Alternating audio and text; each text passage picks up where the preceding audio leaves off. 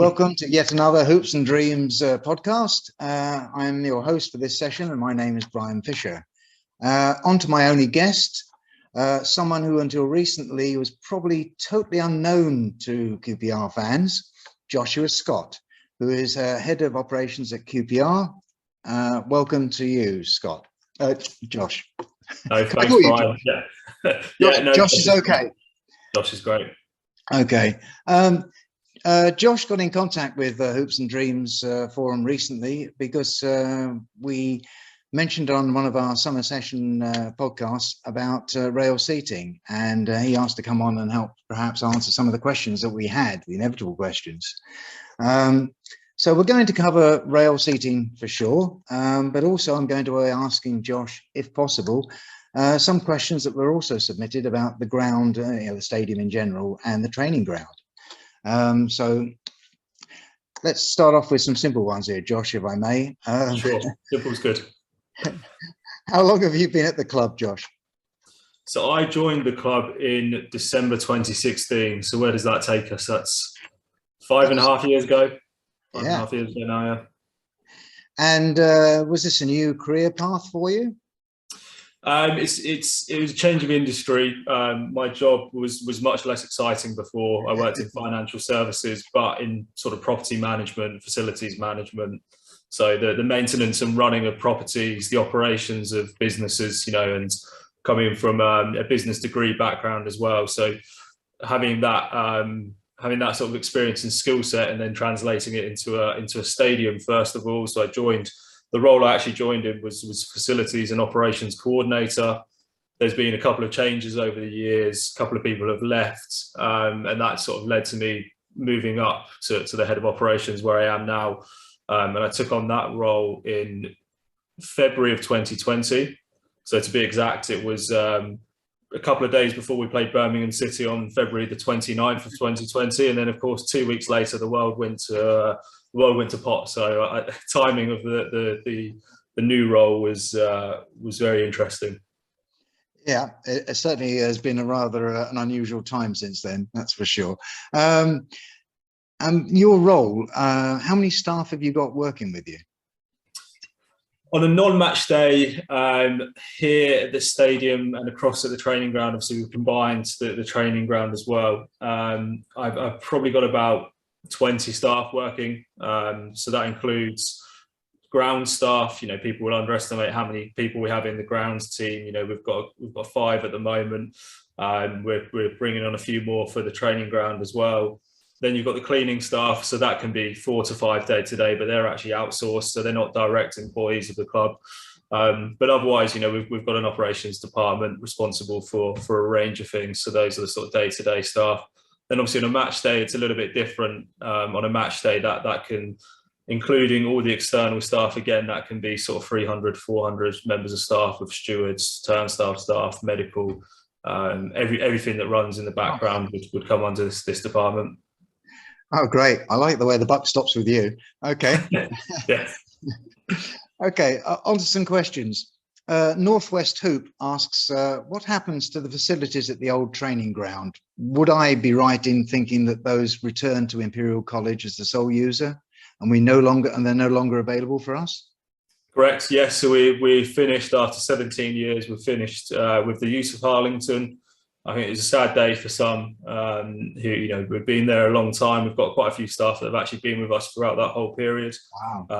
But the same staff are very excited about the Heston move. I think anyone that you speak to, when I first joined the club, say 5.5, 6 years ago, the new training ground was always on the horizon. It's always been the tangible one. The stadium has been a little bit more complex and difficult to get to. So the training ground has been something of real excitement for us for a long time. So I think those people are actually very excited to be moving. But yes, so we've handed over everything. Keys have gone back, and Harlington is no longer ours. It's returned back to Imperial. So everything there has gone back. But we actually took a lot of items from Harlington to Heston to sort of do our temporary facility for a year. So any of the lockers in the changing rooms, the tunnel area, the boot up area, all the sort of loose furniture we moved across to Heston for now. And have you got a finished date for the main building? Yes, I don't want to give away exact dates just in case anything comes up, but summer of 2023. So we're working on the basis that this season is temporary facilities at Heston. The players, the staff can see the new building going up in the background, and the plan is for next season, especially for the start of next season, for those players and staff to be in the new building. Great. Okay. Connor Wells asked us on Twitter, will the new training ground and its improved facilities mean that QPR has the potential to become an EPPP Cat 1 Academy? Cat 1, right. So there is that potential. I'm probably not the best person. I think our academy director Alex has spoken about this before. There is that potential, but it does include a lot of other items. So it's not just, I think he described it once, it's not just the hardware, it's also sort of the software that runs the club. So you have to have certain job roles, accommodation. So I think it's a little bit more complex than that. And as far as I'm aware, the ethos of us is to maintain and carry on as category 2 for now. But I think that option is there as a Cat 1 academy potential, should there be some other changes to sort of staffing and other items.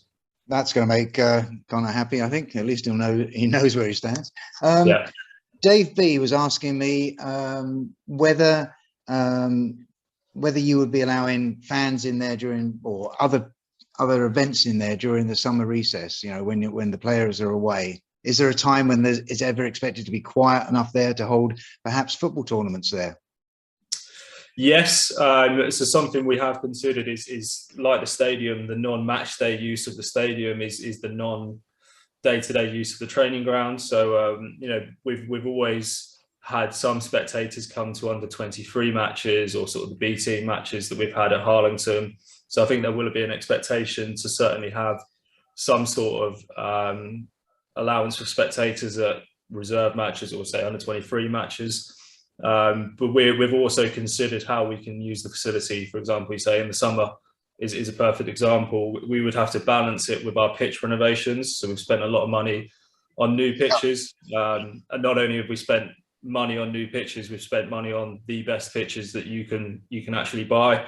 So the same pitches that we have at the stadium, we spent money on those. Oh, great. So I think obviously there is that consideration as to how we use that. But what we do here at the stadium, for example, is as soon as we know that we've got a good 12-week window, we'll let communities, we'll let corporate events come on here, hammer the pitch, and then get ready to redo it. So it's something that we'd be considering probably from 2024 onwards. Obviously, if we're moving in next year, then it'd be the summer of 2024. Yeah, makes sense. On to rail seating, if I may. I wanted to know if the rail seating have been introduced as part of an EFL trial, perhaps, and if it's successful, if the rail seating could be introduced elsewhere in the stadium, perhaps. Yes, so I think that there's been some news recently which took us a little bit by surprise, that we're one of only 3 clubs to have applied for standing. So there were 5 clubs last year that were part of a pilot scheme. The likes of Chelsea and Man City was another one. There was some big clubs with big stadia, Man U. They went through a trial process, and it was a chance for obviously the sort of government body, the Sports Ground Safety Authority, to see how safe standing worked as well as rail seating. So we always knew we were going to try and install the rail seating. It's the terminology safe standing that is what you're permitted to use if you're given that. So we applied several months ago to have that. The government have reviewed all our plans. The local bodies have reviewed the plans. They're very happy with it. So we're having that installed in the loft lower, and that will be actually designated as safe standing. So not only is it a rail seat that you can go in, we actually have permission that people can stand. So I don't know if you've ever had it before in a stadium, but there's always the typical response from supporters of, why do stewards make us sit down if we're standing up at certain times? And that's because it's a law. A stadium is required to be seated, and persistent standing should be managed. You can imagine there's some quite healthy discussions between the likes of us, the club, the council who hold the certificate for us, where we're saying these are football fans, they're going to stand, it's a football match. They say, well, we expect you to be seated. So what this does is actually gives us an area where you can stand from before the kick-off to the final whistle, and we wouldn't be under any pressure to make those people sit down. So that's a big key change from the government. There've been numerous governments that have promised they would bring this in, and we've been used for many a promo campaign by both political parties that they would deliver on safe standing. So I think that's a big change for us. But we'll have that ready for the start of the season so that people can stand in the loft lower. I think Lee and I have been quite clear before on the plans that we want this to be organic in terms of we're not going to force this on supporters. This is very much a supporter-led movement. I think the club recognises some of the feedback from the family stand years ago when people were moved out of the family stand. So if we install it in the areas that we've installed it in Loft Lower and a small bit in our block in Ellerslie Road, if the overwhelming, and I mean the overwhelming, 90% plus response of other areas is we would love to see this, then we'll consult with those fans and we'll look at installing it down the line. However, there's always a section. So it's Ellerslie Road, which is obviously behind me, just over that way. Sorry, the Stanley Bowles. Stanley Bowles. Yes, otherwise I'll be in trouble with certain Twitter groups that I work with. But the Stanley Bowles stand, there is that section of our block where a very good proportion of them stand, and we're putting in rail seating. But only 10 seats down are some supporters that we've spoken to that say we don't want to stand. So to put rail seating in their area would be against the wishes of those supporters. However, the likes of QU, for example, or PU may be more favourable, and there may be a bigger demand. So we'll map out, and I think there were some good suggestions from some supporters. We'll almost map out exactly as much as we can who wants rail seating, who doesn't, and try to build any future growth around those responses. I can imagine it is a bit like trying to juggle things, I'm sure, all the time, trying to please everyone. Connor Wells again asked about the safe standing area. Got the right terminology now. Will it be priced the same as the normal match day seats? Yes, so it would still be priced as the tickets are in that area. So whether you're our block standing or our block seated, it would be the same price. So I think I know the answer to this already, but I will ask. So could you pack in more people into that area than normal or not? No. So it's very much, it's not a return to terraces. It's not a return to pack in as many as you can. It is still a 1 seat to 1 person ratio. I think the views are, they don't want to return to those packed terraces, but they want to allow supporters that freedom to stand. But to do so in a safe manner needs you need to be accountable for how many people you've got in the area. So yeah, it'd still be exactly the same capacity. Yeah, I before I ask you the next question, I have to tell you that I have stood up at the Cop End and watched QPR there, and that was a scary time, and that was back in the 70s. Just the 70s, not that long ago, really, for me. So I wondered whether the rail seating at present, or sorry, the safe standing area at present, added any operational or security concerns for you. That was probably a key question 9 months ago when some of the first clubs started to install safe standing or rail seating areas. In fact, the sort of head of the FPU, which is the Football Policing Unit, raised concerns about football spectators standing and would it lead to more antisocial behaviour, which I think was a little bit of a stereotypical view and not taking actually into account.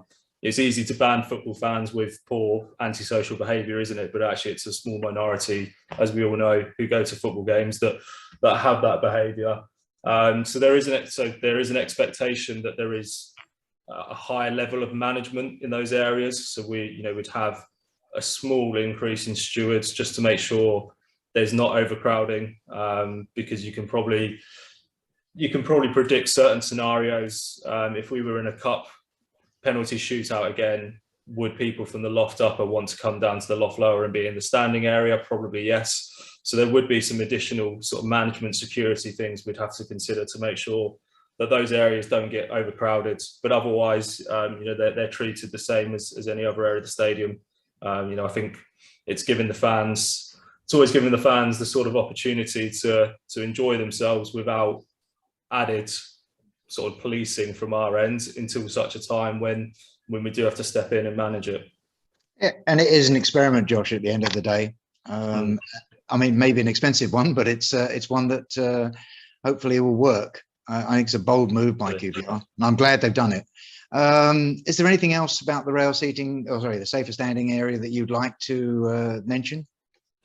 No, I mean, unfortunately, we had a couple of delays in getting the material over, so that had to be shipped over from another country. So we are pushed for deadline, but we are promising fans that it'll be ready for the first game on the 6th of August, not for the pre-season friendly. So those areas are off sale. What fans who do come to the Crystal Palace pre-season friendly will see is the works that are going on there, the seats being installed. So we'll have plenty of manpower on there for the next few weeks, making sure we're ready for that game. Yeah, because Dave B was asking me, were there any sort of strange things that you had to worry about there? You've said delivery problems, which is inevitable, I think, in this day and age at the moment. But I mean, yes. How about the actual physical install of them? Was that any problem? No, the physical install we're hoping goes smoothly. The company we've used has worked a lot in other countries. So we've actually, one probably unique feature for us is we've gone for a type of seat that is one of the first to be installed in the world, this exact type of seat we're using. And it's because of the road depth here at Loftus Road. So for any fan that's been here, you know that unfortunately, if you're of a certain height, your knees bang into the back of the seats in front of you because we're an older stadium. So that did pose challenges because the likes of Tottenham, who've installed safe standing, Chelsea, who've installed safe standing, they've got much bigger rows than we do. So we had to actually install a type of seat that fit in much closer. So you'd see these seats compared to sort of protruding a little bit out, they actually fit very flush back when they're tipped upright. But that means that they don't have an automatic tip. People have to push them up rather than the sort of seat folding back up itself. So I think that the challenges were in the design rather than the build, because once we get to the build stage, the guys are very experienced and competent in getting those up and running. It's a timeline. Yeah, I understand. On to general stadium questions, if I may.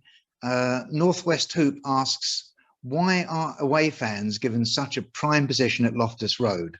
Shouldn't they be given the obstructive views at the far end of the Stanley Bowls stand instead? I think he's got an axe to grind there. Yeah. I mean, that's something you often hear from the travelling fans when they go away to other stadium. They're put in not necessarily the prime places that are available to them. I mean, is this something that you have to deal with?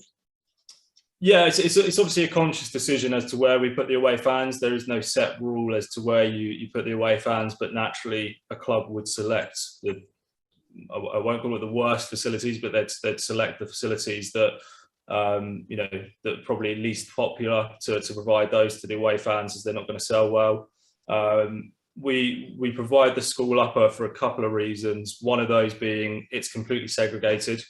So if you chose the Stanley Bowl stand, you would have to think about how you segregate that stand. So if you put them in X and W block, then you've got to put segregation in the middle. You then have to put not only in the middle, so people think about the physical seats, but then you've got behind the seats where the concourse and the toilets are.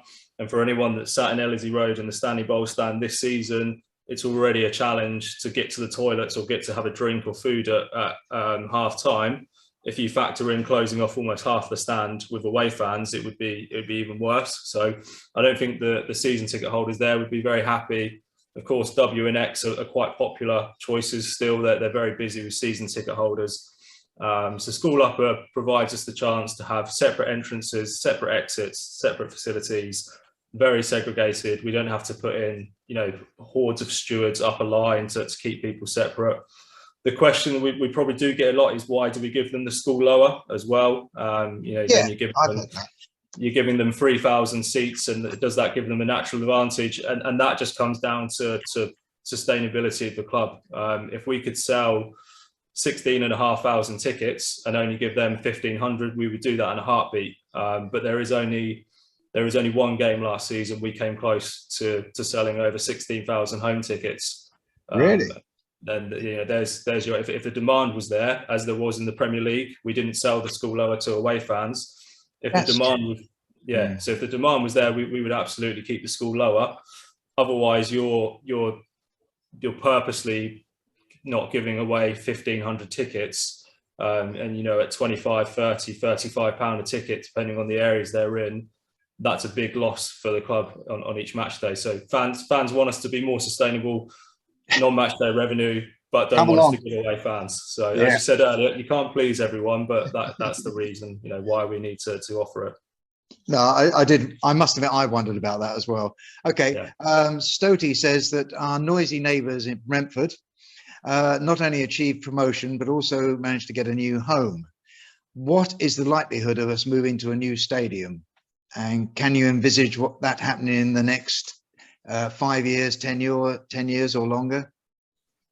Unfortunately, it's out of our hands. We've been very clear and vocal, not just Lee as CEO, but Ruben, the owners have been very clear about the desire to find a new stadium and why we think that a new stadium is the best solution. I would love to deliver a plan on Loftus Road where we could retain the building, because I love what I do. I manage one of the best stadiums in the world. Everyone that comes here says it's a traditional English stadium. You could go down the road to Brentford, or Milton Keynes are hosting the Women's Euros. What a fantastic stadium for that event, but it doesn't have the features that coming to Loftus Road has. But it's surrounded by residential roads and it's surrounded by housing, so we can't naturally to build upwards, you have to build backwards. So we can't increase the stands, and unfortunately, these stands. So the Stanley Bowl stand was built in 1971. There are new building regulations now where exits have to be wider, seat rows have to be deeper, the seats have to be wider, the kiosks have to be bigger, the toilets have to be bigger. So actually, if we said we'd knock that down and try to rebuild it, we'd have less capacity, because there are new building regulations that say you'd have to put in less seats because of the size. So development of Loftus Road is near impossible to make it what we want to make it, into a non-match day earner. And to move relies on the council giving us permission to move into somewhere that's sort of 3 times the size of this, not in capacity but in size, and that's what we've been waiting on. I think that's been fairly public with Linford Christie Stadium, some of the other areas we've looked at, and we remain committed to finding somewhere in W12, staying at home in W12, but running out of options of potential land, unfortunately. Yeah, I think you're right. We've all got our fingers crossed on this one. Josh Fenwick on Twitter asked, it's quite an interesting one. He said about obviously we've got increased energy bills now, and you're no different from anybody else in trying to have to pay them. How much do the floodlights cost to run an hour? That's a very good question. I thought so. Yes, maybe I'll have to find his question on Twitter and give him the exact calculations. They obviously are fairly expensive to run. Each bulb is sort of 2 kilowatt bulb, and we've got 80 of them, so 20 in each floodlight. So they wouldn't be cheap. We have been fortunate as a club that we tied in electricity contracts. Obviously, business contracts are a little bit different to residential contracts. My home energy bill has doubled, but our stadium bill hasn't doubled because we tied into fixed prices a good amount of time ago. But that rise will come fairly soon in a year or two's time, when our current fixed prices are up for an end. So we've been investigating how we reduce down energy, like we always do anyway. But in terms of the exact details, not something off my head, but I could probably do some quick calculations and let Josh know on Twitter, perhaps. All right, I'm sure he'll be delighted. I was asking really about the facilities there. I mean, they're getting on a bit. Is there any chance that you can, as part of your ongoing program, renew them and replace everything that you can? Yes, so it's a balancing act actually. We have to be considerate that we want to move to a new stadium. So how do you manage that with obviously the necessary maintenance? So fortunately, the board commit to some fairly decent spend every summer. So what we'll do, it has been delayed for a couple of years. We haven't really done much over 2021 and 2020 because of COVID and lack of revenue, but we've started up again this summer. So we tend to take a few toilet blocks, for example, and renovate those toilet blocks. So there's some ladies' toilets in Ellerslie Road, some men's toilets in Loft Lower that are being fully renovated, and that's completely stripping back, building new sort of washroom facilities. We'll always then try to identify other areas of the ground that are sort of desperate in need of improvements. So we're probably a few years in advance always aware of roughly what we're going to be working on and what we're going to be spending on.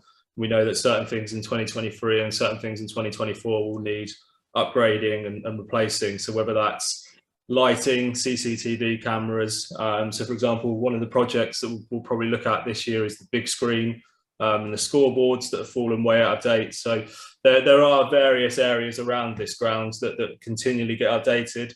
It's just not on a major scale, so you won't see them all at once. You're not seeing a new stand completely being refurbished. It's little bits at little times to make sure that we're not sort of providing subpar facilities. Yeah, that makes sense. Josh Fenwick, your Bet Noir on Twitter, also asks, are there any extra difficulties in dealing with the older facilities such as you've got in Loftus Road? Yes, it is a unique challenge.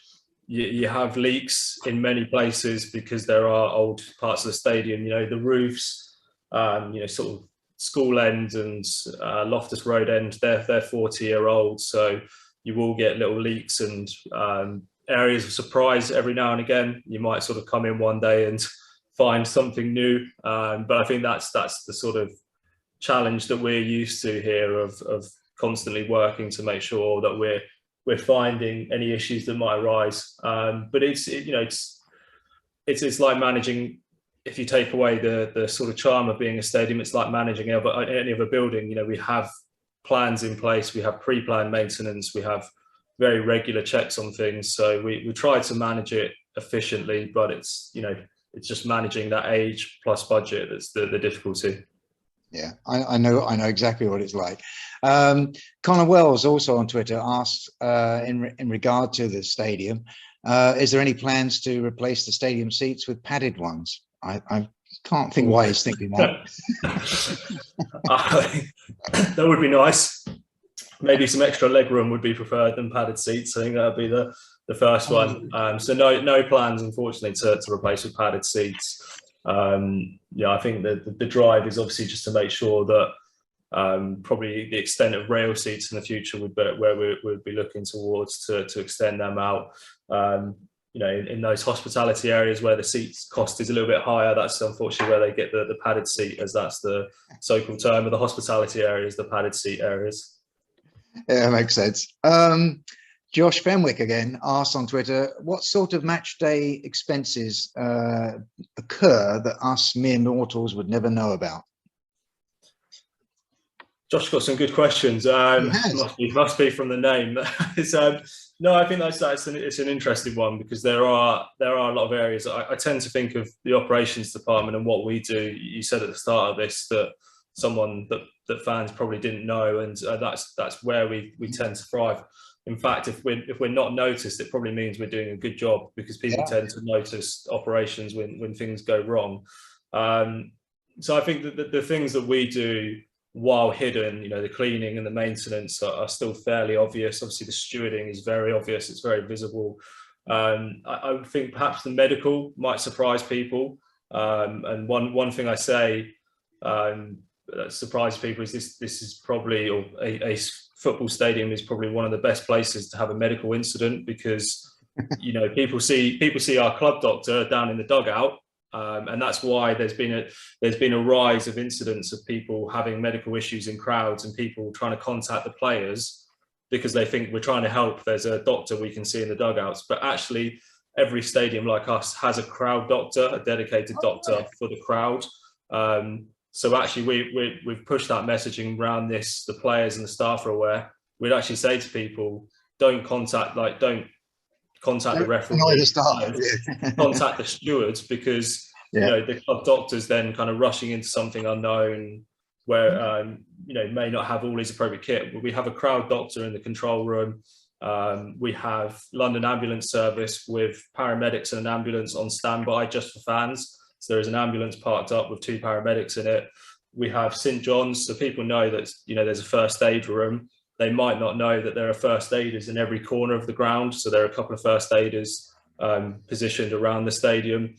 And on a match day when this stadium is full, that would mean sort of 12 first aiders dotted around the stadium, 5 people working in the first aid room, a doctor in the control room, paramedics in the control room.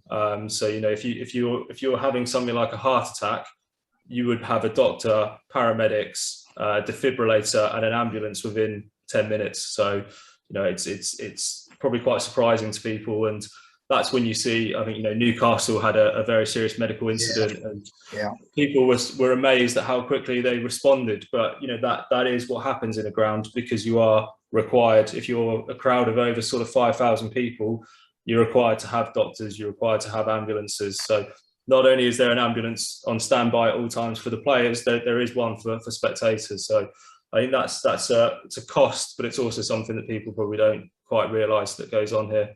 And we're fortunate, but we don't have many medical incidents. But naturally, every game there are slips, there are falls, there are banged heads.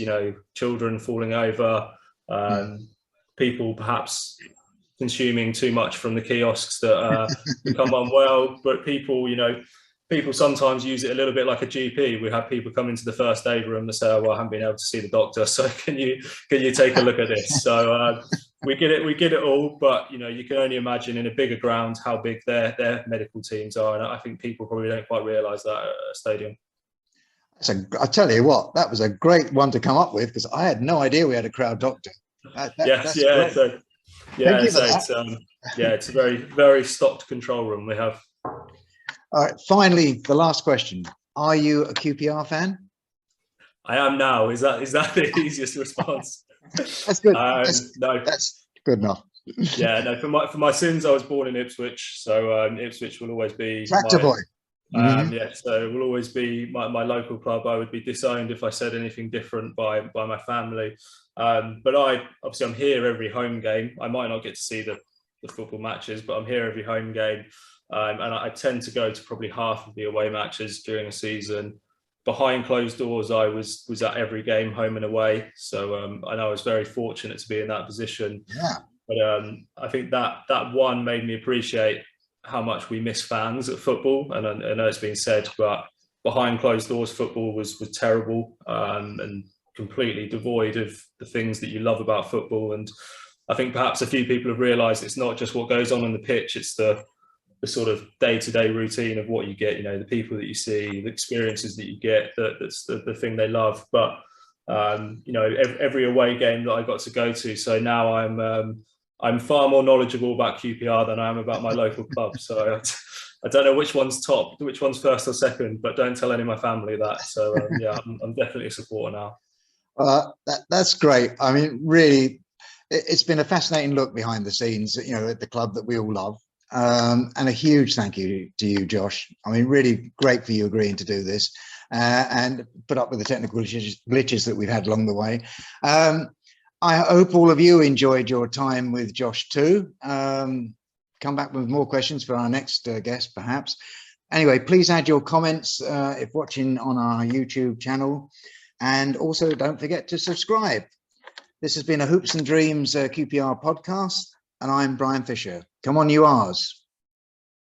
We know who we are. You know who we are. We are QPR.